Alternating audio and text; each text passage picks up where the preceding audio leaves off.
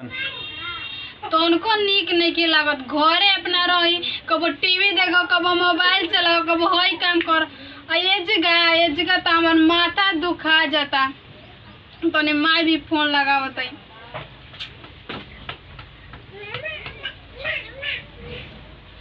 Hello प्रणाम माई। अरे का कहत रे सब कुछ के तो सुख बारे ऐसा घर में लाके कह दिली न माटी के घर में कितना निक रहो पाका के घर में ऐसे ले रही आज का वो जगह नौकर पर नौकर लगत रहे कुछो के टेक काम नहीं के। हाँ तिलक दे के खाली बियाह कैलू संतोनी के ना तिलक दिया रही तो दूसरा घरे राजकन के खेत दे के बियाह कैलू सन के घरे नहीं खे। अरे मोड़ई के घर देखो तनी जूट डालल बा पर का कर। अरे माई कारे पापा रन तो ना देखल रन कारे के ओसन घर में बियाह कर देलन। अरे माई केने बाबू ठीक बा माई रखो त यहां गई द खाए खाए कचन खाए हो। अरे मत अरे तू बोलता हूँ सब सुनते लागम छपड़िया जानते ही ना भी हमारे छपड़िया है अपने बाबू घर रही ना तो हमारे का खाए मिलतो चलो ले बर्तन मांज जा। केकरा कहलई क्या गुरे क्या करे कहलई ए जे घर में आदमी निकल के तारा के कह मतलब के बा माई रहे माई से अपना बतियात रही ना तू का जे खड़ा गलो जला बर्तन मांजला तो। अरे खाए मंगाता खाए लाव अभी खाए दे के बोलो ठीक बा जा रे बर्तन मांज। अरे मदे कहीं तोहरा के एकदम हम का कहीं हमरे के क्या कहबा भाषण में कुछ मत करो जा बर्तन मांज।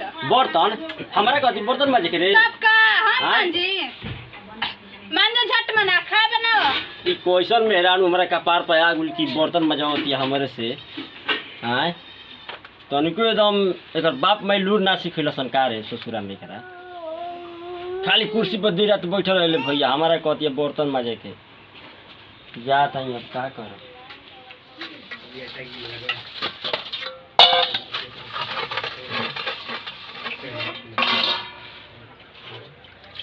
अरे भैया का कहीं यही से तिलक लेके शादी ना करे के चाहिए समझनी जा देखी जाए क्या नतीजा होता तिलक लेला के। और वह सबसे रिक्वेस्ट बा कि तिलक नत ले जा समझनी जा ना तो काम करे में कितना देरी कर देलो हो।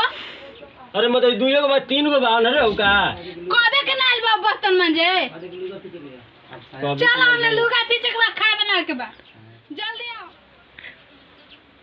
अरे भैया का कहीं हम हो अब लुगो फीचे कहती है रे बाबू चल ठीक है बा।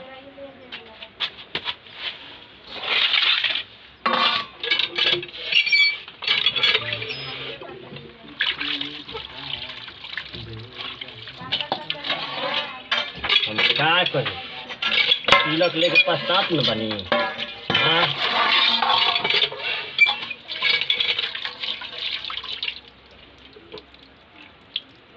चलो दूगो में खा ले जी बाद में मारे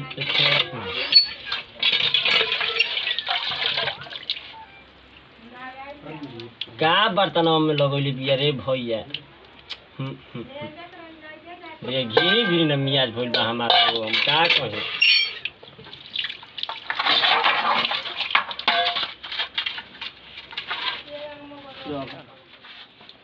कोबे के बर्तन मांजे तो अभी कहले कि आओ बर्तन मांज ला खाए बनाओ हम खाए बनाई पानी का तो के बनाई अभी बहुत टाइम है खाए बना के तू बर साड़ी फीचो खाए बना के साड़ी फीचो तब का असै में बाबू तिलक देलबन ओ हमरा से सब ना होई समझलू भइल बहुत ज्यादा तू ही जवन कहतो तवन करतो ना तो मैं तो जानता हूं कि एकदम चढ़ जाई पूरा ऊपर ना होई त का होई ना होई त का होई हां का रह तू ये जी हम चलनी अब। हां तो ठीक बा जा ठीक बा जा बेच के हम एगो नौकर रख ले तो तोरा नंबर के हमर नंबर है अब तोरा के बॉडी और तो हम जानते ना भी जई बा हो कपड़ा फीचबा हट हमरा चल हट रे भैया।